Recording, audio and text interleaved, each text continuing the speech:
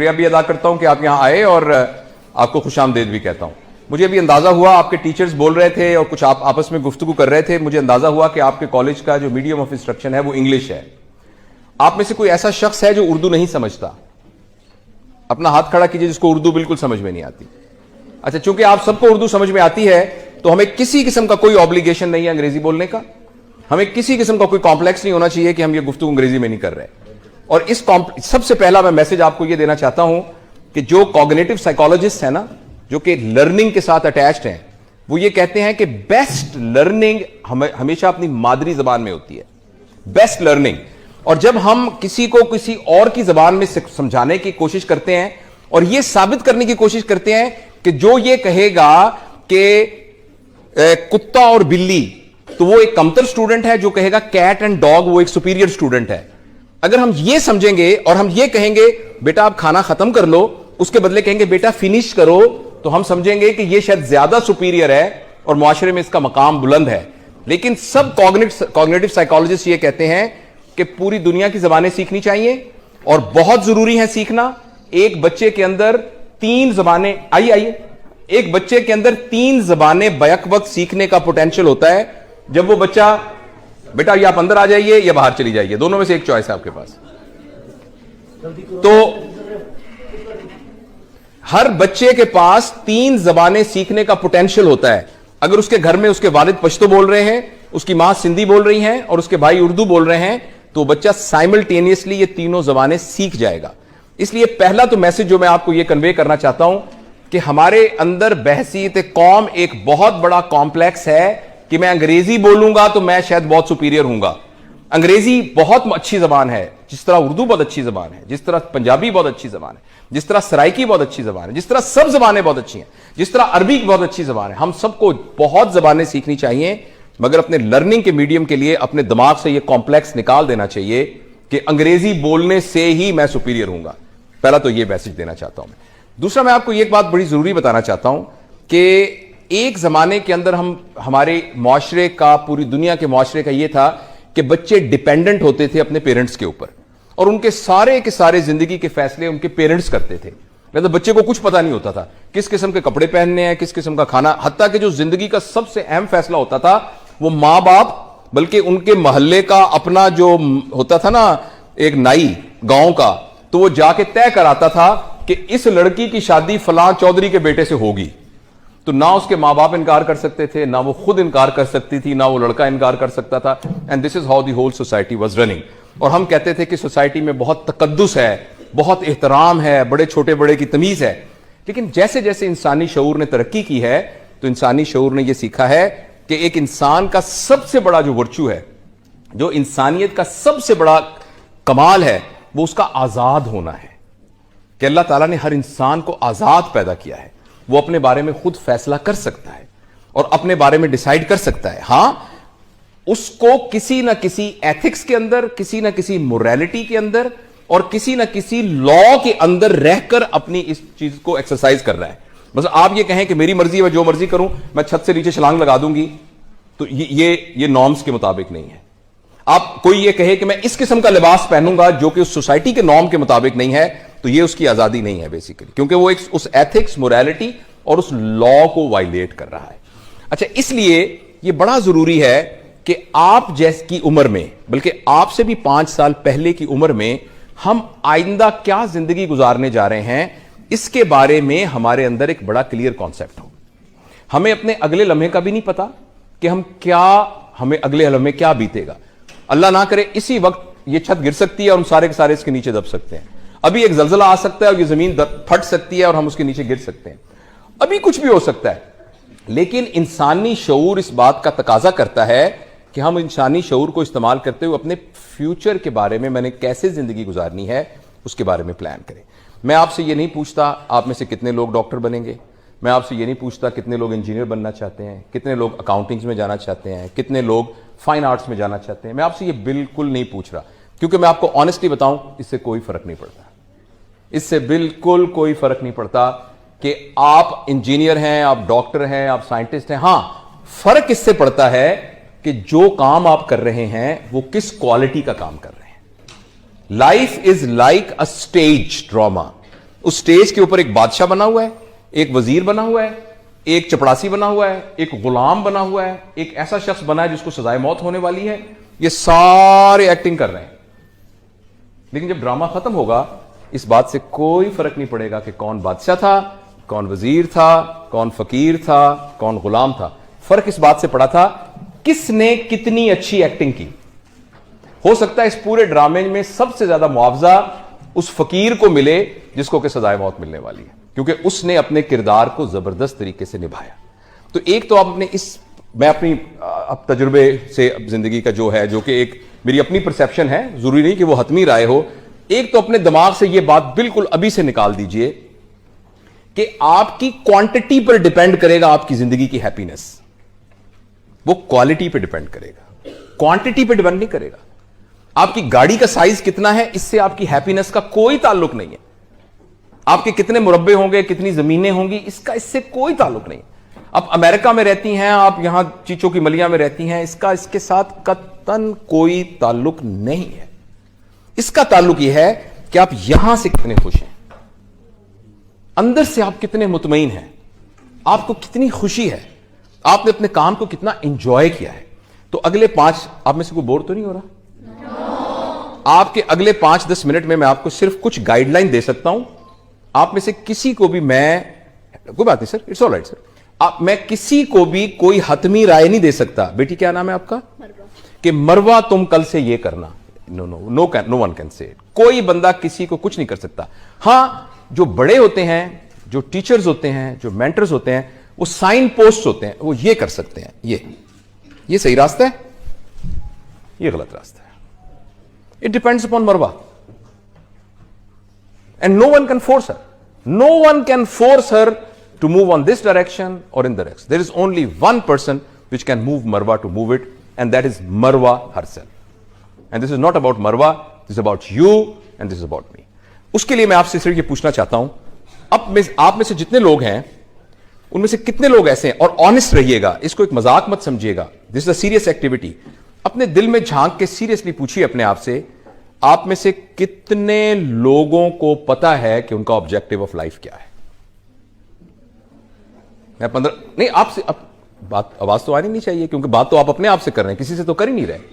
आप अपने आप से बात करके अगले 10 सेकंड में खामोश रहूंगा, और यह साबित करने के लिए कि आपने अपने आप से बात की है या नहीं, उसका सबूत होगा कि हॉल में बिल्कुल खामोशी होगी। क्योंकि अगर खामोशी नहीं होगी, इसका मतलब आप किसी और से बात कर रहे हैं। अगर आप किसी और से बात कर रहे हैं तो आपको गलत जवाब मिलेगा। तो for next 15 seconds I will not be talking. आप अपने आप से दिल में झांक के पूछें, क्या आपको पता है कि आपकी जिंदगी का ऑब्जेक्टिव क्या है?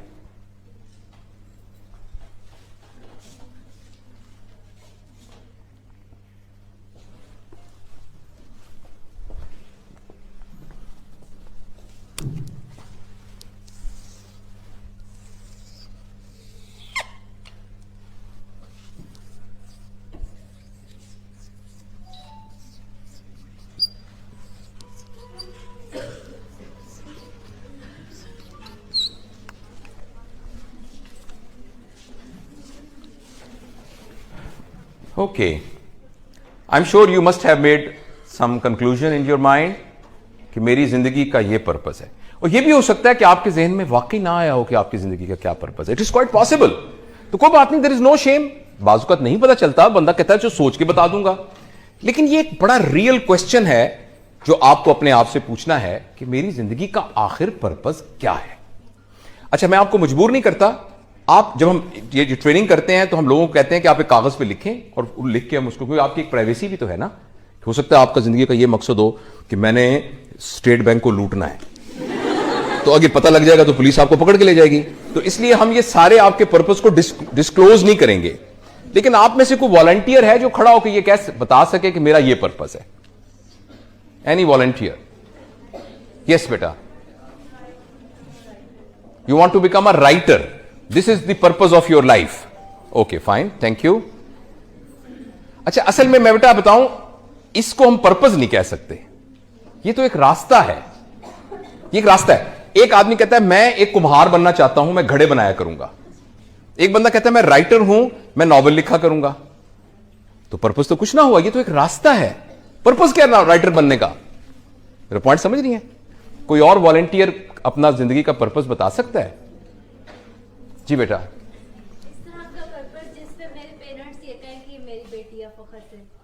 इन्होंने कहा मेरी जिंदगी का यह पर्पस है कि मेरे पेरेंट्स ये कहें कि हमें अपनी बेटी पर फख्र है। ठीक, very nice, very very noble purpose, very nice. अच्छा, थैंक यू। आप में से कितने लोग एक तो ऑनेस्ट रहना है हमें, जाहिर है मैं हो सकता है हमारी फिर जिंदगी में मुलाकात ही ना हो सकता है हो आप कोई डॉक्टर बन के इधर आ जाएं, इसलिए आप में से शाई ना फील करें। ऑनेस्टली बताइए कितने लोगों को वाकई नहीं पता कि उनकी जिंदगी का पर्पस क्या है? Please raise your hands. इसमें टीचर्स भी शामिल हैं। ऑनेस्टली, ओके ओके, नीचे करें। और कितने लोगों को पता है कि उनकी जिंदगी का मकसद है? तो बाकी 10% ने कहा कि पता है, 10 ने कहा नहीं, तो what about other 80%? Please let's do this exercise again. Please raise your hands if you know the purpose of your life. Raise your hands. Oh, there's only 7-8%. And please raise your hands if you don't know the purpose of life. And what about the others? You have to raise your hand on one of these sides. Okay. All right. Okay. Very nice. Okay. I'm not going to tell you whether your purpose is correct or not, whether you can actually classify it a purpose or not. I would like to give you a guideline how to make a purpose of life, which is evidence based. The first thing is, the purpose of your life should not be your need. आपको ये बात समझ आई है? मैं ये चाहता हूं कि मेरा दो कनाल में घर हो। This can not be your purpose of life, because this is your need. आप कहें मेरे पास बड़ी गाड़ी होनी चाहिए, Mercedes, this can not be your purpose of life, because this is your need. आप कहें मैं चाहता हूं कि मुझे अमेरिका का वीजा लग जाए, this is your maybe your need. So the first thing is that your need cannot be your purpose of life, because problem is needs are such a minor and small things that they will be accomplished very easily. When I was young and I was riding a bicycle, मेरे ज़हन में था कि Honda 70 आ गया ना तो जिंदगी बदल जाएगी। When I was a 4th year medical student, I got good position and my father bought me a Honda 70. And then purpose ended. तो अगर किसी का पर्पस मर जाए तो फिर क्या होगा? हाँ, मैं कुछ शायरी भी करता हूं, मैं एक शायरी करता हूं, तो एक मेरा शेर है पुराना कि तुझे पाना मेरे जीने का मकसद, तुझे पाना मेरे जीने का मकसद, तुझे जब पा लिया तो क्या करूंगा? Which means my purpose will end. So this is why the incidence of antidepressant drugs, this is why suicidal tendencies, this is why frustration, anxiety, depression in Western world is much higher than us, because उनके financial resources इतने हैं कि जो उन्होंने अपनी जरूरियात बनाई होती हैं वो जल्दी से अचीव कर लेते हैं और उसको समझ रहे होते हैं कि मेरा जिंदगी का पर्पस है। तो अब फ्लैट आपका है, घर आपका है, पूरी दुनिया में आप ट्रैवल कर सकते हैं, हॉलीडेज प्लान आपके हैं, अपनी मर्जी की खातून से आपने शादी कर ली या वाइस वर्सा, और आपका बहुत बड़ा बिजनेस है और आपको सब कुछ, अब आप क्या करें? And this was the purpose of your life. When purpose is achieved, you only get depression, you only get anxiety, you get frustration. तो याद रखिए, आप में से जिन लोगों ने हाथ खड़ा करके कहा था मुझे अपनी जिंदगी के पर्पस का पता है, तो प्लीज ये याद रखिएगा कि अगर वो पर्पस आपकी नीड है तो बहुत जल्दी आप डिप्रेशन के मरीज बनने वाले हैं। Number 2, your purpose should not be time bound, should not be time bound, क्योंकि जब वो टाइम पूरा हो जाएगा, आज से 5 साल के बाद कम से कम मैं डॉक्टर बन के बीवीएच हॉस्पिटल में काम कर रहा हूंगा, आज से 7 साल बाद कम से कम मेरे पास ये होगा। If it is time bound तो टाइम तो आ जाएगा, फिर क्या करेंगे? फिर you have only one choice, वो ये कि आप फौत हो जाएं। और कुछ लोग इस चॉइस को एक्सरसाइज करते हैं और खुदकुशियां कर लेते हैं, बिकॉज इसके अलावा कोई चॉइस नहीं होती। आपका टाइम बाउंड नहीं होना चाहिए, ऐसा पर्पस होना चाहिए जो आपके जाने के बाद भी कंटिन्यू कर रहा हो। और तीसरी उसकी शर्त यह है कि जो भी आपने ऑब्जेक्टिव ऑफ लाइफ बनाया है वो नोबल होना चाहिए, और नोबल की डेफिनेशन है। अनफॉर्चुनेटली हम चैरिटी और नोबेलिटी को आपस में इंटरमिक्स कर देते हैं कि हमारे घर में जो माया आया काम करती है ना, तो जितने हमारे कपड़े पुराने हो जाते हैं हम उस आया को दे देते हैं, हम समझते हैं कि ये नोबेलिटी है। It's not nobility. हाँ जी, हम जो है ना, हम जो खाना हमारा बचता है ना फ्रिज वाला, वो हम हमारी जो घर आया काम करती है उसको दे देते, मैं ड्राइवर को दे। This is not nobility. जिस मुल्क में चैरिटी ज्यादा होती है उसमें सिर्फ एक चीज का इजहार होता है कि इस मुल्क में लोगों ने अपनी कैपेसिटी से ज्यादा नाजायज दौलत इकट्ठी की हुई है। चैरिटी का सिर्फ यह मतलब है। चैरिटी बुरी बात नहीं है, मैं नहीं कह रहा चैरिटी करनी नहीं चाहिए, मगर charity is not nobility. Nobility यह है कि आप जो भी अपने ऑब्जेक्टिव को अचीव करने के लिए एफर्ट कर रहे हैं, उस एफर्ट के जो बेनिफिशियरी हैं वो आपके अलावा कोई और भी हो। आप राइटर बनना चाह रही हैं ना, तो इस राइटर बनने के जो बेनिफिशियरी हैं वो आप, आपके पेरेंट्स और आपके सबलिंग्स और आपके स्पाउस और आपके जो हैं जो ऑफस्प्रिंग्स, उनके अलावा भी इसका कोई ना कोई बेनिफिशियरी होना चाहिए। इसका नाम नोबेलिटी है। सुबह से लेकर शाम तक हम जो काम करते हैं उस काम, आइए इधर से, जो भी काम हम करते हैं अपने पर्पस को अचीव करने के लिए, उसका बेनिफिशियरी हमारे अलावा भी कोई होना चाहिए। उसका बेनिफिशियरी हमारे। अब आप अपने पर्पस को दोबारा 10 सेकंड में रिवाइज कीजिए। अगर तो वो आपकी नीड है, आपको रिवाइज करना पड़ेगा, और अगर वो टाइम बाउंड है, आप उसको रिवाइज करना पड़ेगा। और अगर आप जब उस पर्पस अचीव कर लेंगे तो उसके नतीजे में बस आपकी अपनी जिंदगी कंफर्टेबल हो जाएगी, ये भी पर्पस ठीक नहीं है। तो ये 3 गाइडलाइंस हैं।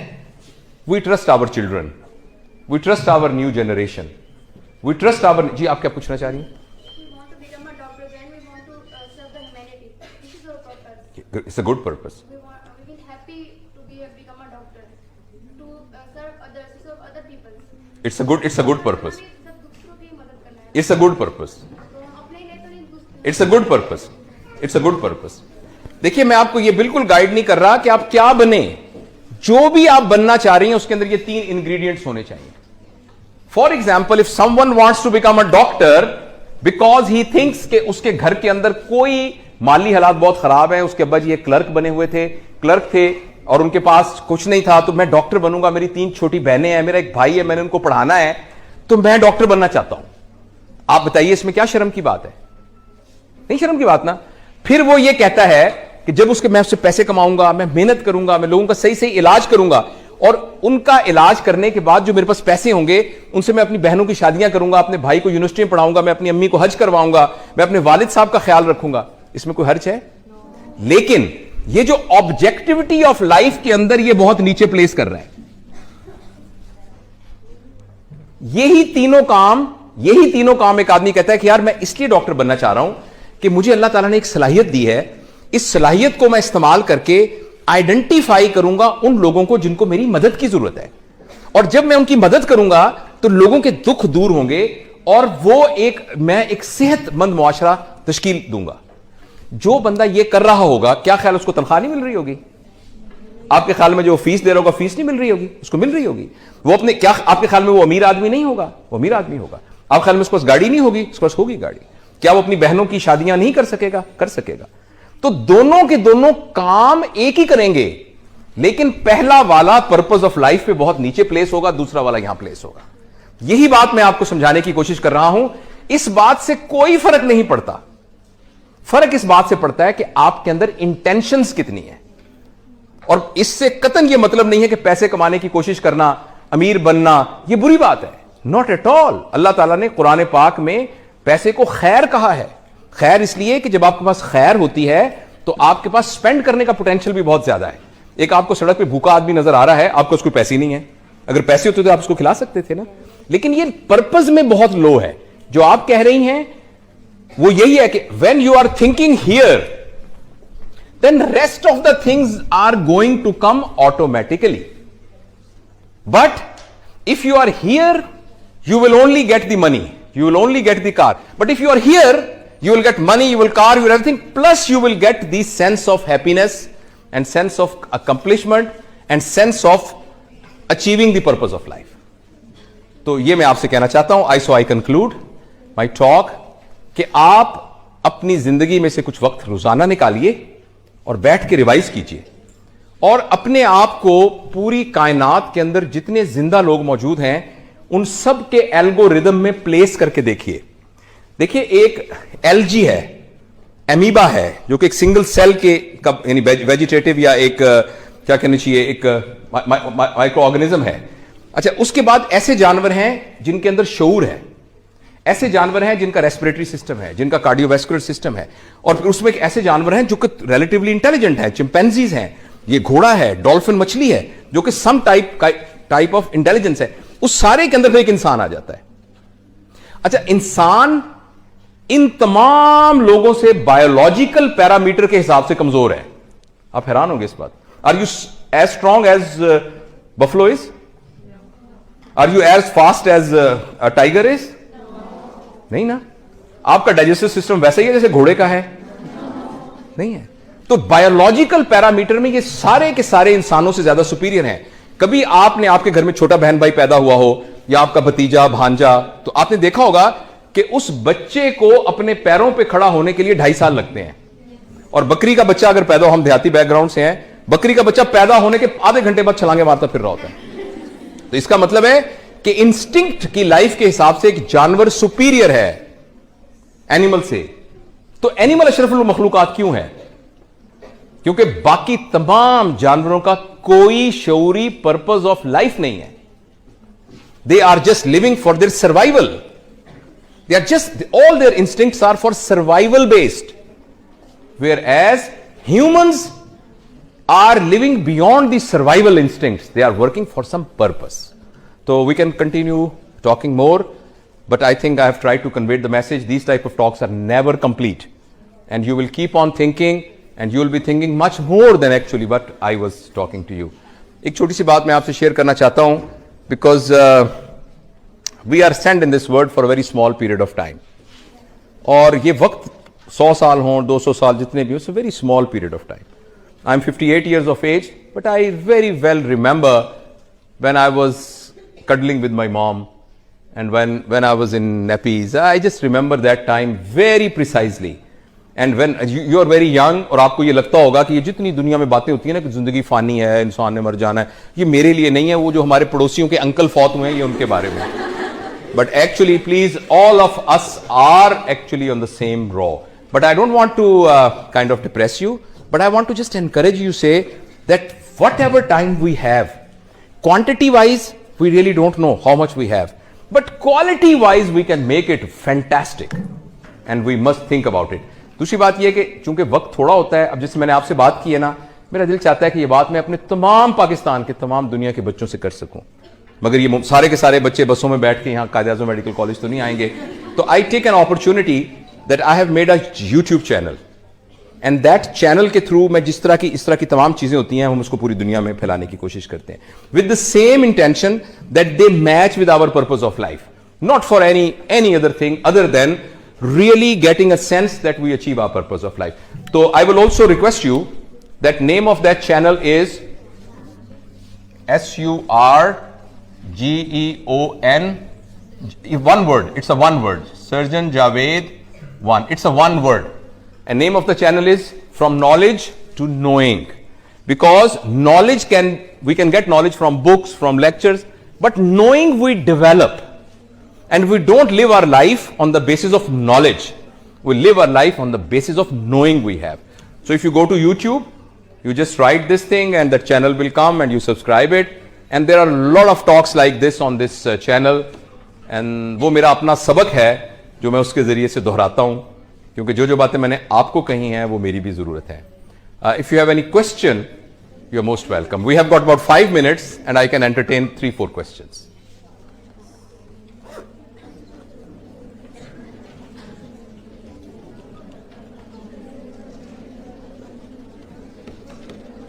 अच्छा, मैं चले आपसे आखिरी सवाल पूछता हूं. आप में से कोई ऐसा है जिसने यहां बैठे बैठे फैसला किया हो कि ओ माय गॉड, मेरा तो जिंदगी का ये ऑब्जेक्टिव था, मगर इस बात के बाद मैंने उसको चेंज कर लिया है? Anyone who can? यस बेटा जी, एनीवन? यस बेटा.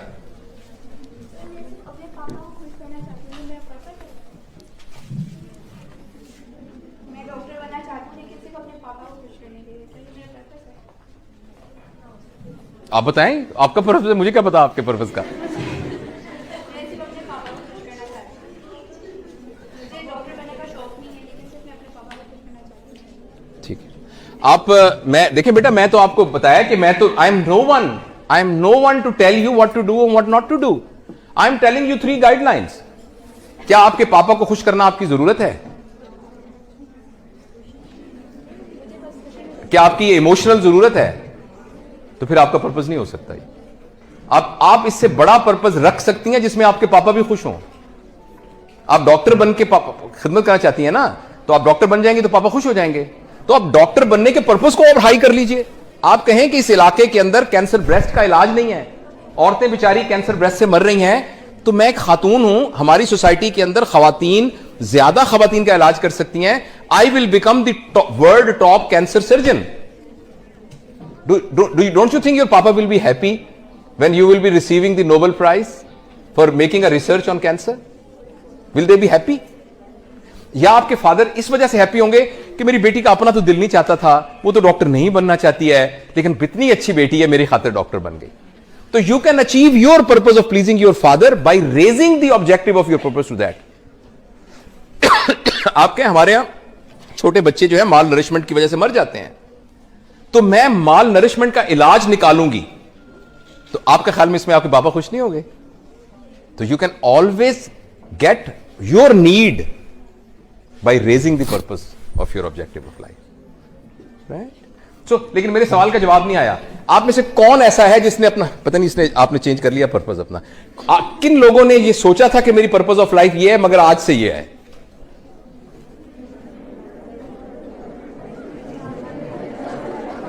Okay, no problem. When you go home, please do think about it. And I will try that I'll upload this video today on this channel. So perhaps you will be able to see yourself and spot yourself. Thank you very much.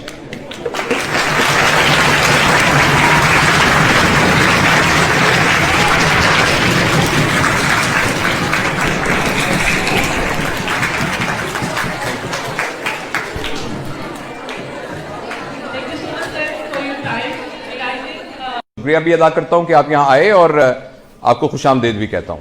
मुझे अभी अंदाजा हुआ, आपके teachers बोल रहे थे और कुछ आप आपस में गुफ्तगू कर रहे थे, मुझे अंदाजा हुआ कि आपके कॉलेज का जो मीडियम ऑफ इंस्ट्रक्शन है वो इंग्लिश है। आप में से कोई ऐसा शख्स है जो उर्दू नहीं समझता? अपना हाथ खड़ा कीजिए जिसको उर्दू बिल्कुल समझ में नहीं आती। अच्छा, चूंकि आप सबको उर्दू समझ में आती है तो हमें किसी किस्म का कोई ऑब्लिगेशन नहीं है अंग्रेजी बोलने का, हमें किसी किस्म का कोई कॉम्प्लेक्स नहीं होना चाहिए कि हम ये गुफ्तगू अंग्रेजी में नहीं कर रहे। और इस सबसे पहला मैं मैसेज आपको यह देना चाहता हूं कि जो कॉग्निटिव साइकोलॉजिस्ट है ना, जो कि लर्निंग के साथ अटैच्ड हैं, वो ये कहते हैं कि बेस्ट लर्निंग हमेशा अपनी मादरी जबान में होती है, बेस्ट लर्निंग। और जब हम किसी को किसी और की जबान में समझाने की कोशिश करते हैं और यह साबित करने की कोशिश करते हैं कि जो ये कहेगा कि कुत्ता और बिल्ली, तो वो एक कमतर स्टूडेंट है, जो कहेगा कैट एंड डॉग वो एक सुपीरियर स्टूडेंट है।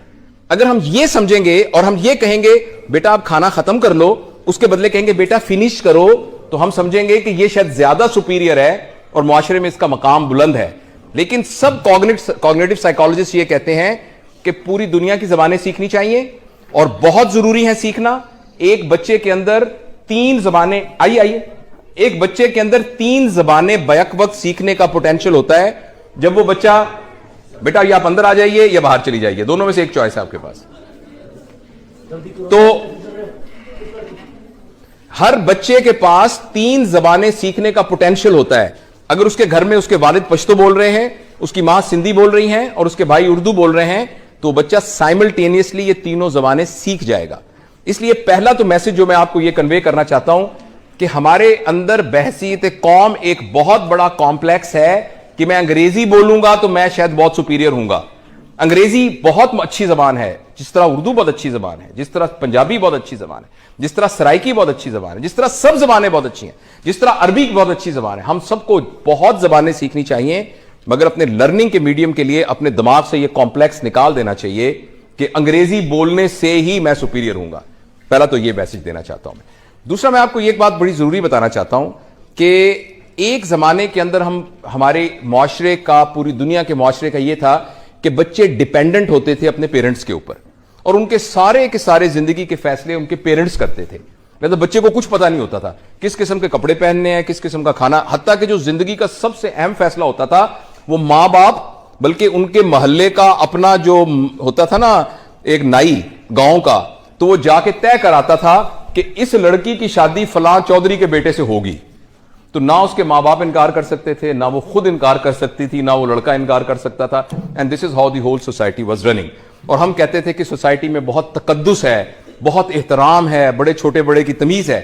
लेकिन जैसे जैसे इंसानी शऊर ने तरक्की की है तो इंसानी शऊर ने यह सीखा है कि एक इंसान का सबसे बड़ा जो वर्चू है, जो इंसानियत का सबसे बड़ा कमाल है, वो उसका आजाद होना है। कि अल्लाह ताला ने हर इंसान को आजाद पैदा किया है, वो अपने बारे में खुद फैसला कर सकता है और अपने बारे में डिसाइड कर सकता है। हां, उसको किसी ना किसी एथिक्स के अंदर, किसी ना किसी मोरालिटी के अंदर और किसी ना किसी लॉ के अंदर रहकर अपनी इस चीज को एक्सरसाइज कर रहा है। बस आप ये कहें कि मेरी मर्जी है, जो मर्जी करूं, मैं छत से नीचे छलांग लगा दूंगी, तो ये नॉर्म्स के मुताबिक नहीं है। आप कोई ये कहे कि मैं इस किस्म का लिबास पहनूंगा जो कि उस सोसाइटी के नॉर्म के मुताबिक नहीं है, तो ये उसकी आजादी नहीं है बेसिकली, क्योंकि वो एक उस एथिक्स, मोरालिटी और उस लॉ को वायलेट कर रहा है। अच्छा, इसलिए ये बड़ा जरूरी है कि आप जैसी उम्र में, बल्कि आपसे भी 5 साल पहले की उम्र में, हम आइंदा क्या जिंदगी गुजारने जा रहे हैं, इसके बारे में हमारे अंदर एक बड़ा क्लियर कॉन्सेप्ट हो। हमें अपने अगले लम्हे का भी नहीं पता कि हमें अगले लम्हे क्या बीतेगा। अल्लाह ना करे इसी वक्त ये छत गिर सकती है और हम सारे के सारे इसके नीचे दब सकते हैं। अभी एक जलजला आ सकता है और ये जमीन फट सकती है और हम उसके नीचे गिर सकते हैं। अभी कुछ भी हो सकता है। लेकिन इंसानी शऊर इस बात का तकाजा करता है कि हम इंसानी शऊर को इस्तेमाल करते हुए अपने फ्यूचर के बारे में, मैंने कैसे जिंदगी गुजारनी है, उसके बारे में प्लान करें। मैं आपसे ये नहीं पूछता आप में से कितने लोग डॉक्टर बनेंगे, मैं आपसे ये नहीं पूछता कितने लोग इंजीनियर बनना चाहते हैं, कितने लोग अकाउंटिंग्स में जाना चाहते हैं, कितने लोग